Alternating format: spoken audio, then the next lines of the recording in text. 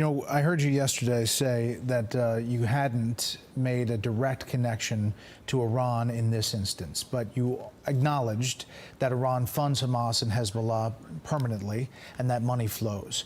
There's a lot of talk about the $6 billion and the American hostage exchange. I heard you also say that it can be frozen at any time. Why isn't this the time to freeze that? I don't have any policy decisions with respect to that to speak to you today, Bret. I think it's important for people to remember that not a single dinar of those funds has gone into Iran. Not one, not any. Nothing's been allocated out of that fund. Yeah, John, and we're going to watch this. Block. Money's fungible. You get $6 billion over here for humanitarian and food, so then you can move money someplace else. And then you have the not enforcing sanctions that allows Iran to cash in on its oil around the world. Bret, with all due respect, I just got to push back on you there. It's not that we're not enforcing sanctions. We have been enforcing them. As a matter of fact, we've added sanctions. We've sanctioned 400 entities in Iran just in the beginning of this administration, let alone the sanctions that came before us. And as for the fungibility, again, that money was never going to be tapped by the Iranian regime. They were never going to see it themselves. It was always going to go to vendors that we approved to go to buy humanitarian assistance and medical and food to get to directly to the Iranian people. The regime was never going to see that or feel that, and they haven't asked for it. And the other thing I'll say, Bret, just before we get off this topic, No, John, I want to just push back on one thing. You said that the sanctions are being enforced. The Iranian exports of oil to China, 2020, $6.6 billion. 2021, $23.1 billion. 2022, $30 billion. So how is that enforcing the sanctions on Iran? We're mindful that Iranian oil is still on the market, and it is a global market. But I mean, that's a lot of money, right? Supply and demand have to be balanced, but I'm telling you that we are enforcing the sanctions, and we're adding sanctions to the regime. But back on that $6 billion, it's not like the Iranians were ever going to be able to get all $6 billion or even $1 billion at a time. The idea would be it would be allocated in very small chunks. So the idea that even if they had started to draw on that fund, that it would be able to fund Hamas, let's just move that aside. Let's just say that that's fine. The $6 billion is not moving. But there's billions and billions of other dollars. And is there a look now at Iran policy because of what's being funneled to Hamas and Hezbollah?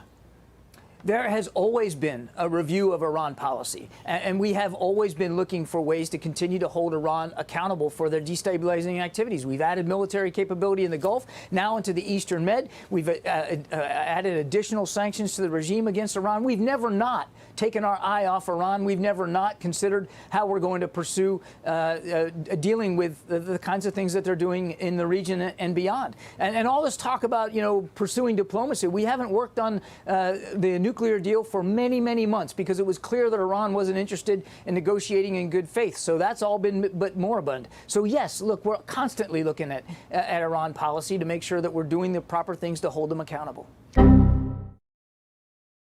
What do you make of the last 72 hours from this administration, the back and forth, the retracting tweets, now we have no idea, apparently, of these major attacks? 22 years after 9/11, we still don't have the intel.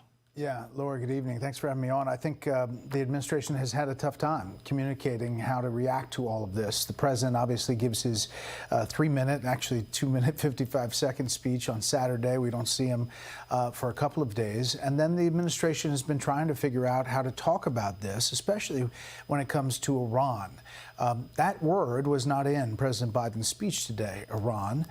They've spent the past couple of days talking about the $6 billion and how not a dinar of that money has gone out and talking about all of that, but not talking about enforcing sanctions and the fact that Iran has been flush with money, Iranian oil money, selling exports to China in the tune of $30 billion just this past year. So talking about this has been tough, and one of the toughest things is the intelligence surrounding it, as you saw with Jake Sullivan today. Now, Karine Jean-Pierre was asked about Biden's absence, Bret, after Saturday, and what might have contributed to it. Watch. The president's need to be interviewed by the special counsel yesterday impede or keep him from giving the remarks he gave today, yesterday? It was a federal holiday. Presidents have to do multiple things at once. And again, the president has to handle many things at once. Bret, all of us came to work on a federal holiday yesterday, but I guess couldn't do it. But he multitasks well. Yeah. You know, they put out this picture of him meeting with officials, and he says he's talked to a number of world leaders, and they listed all the calls he's made.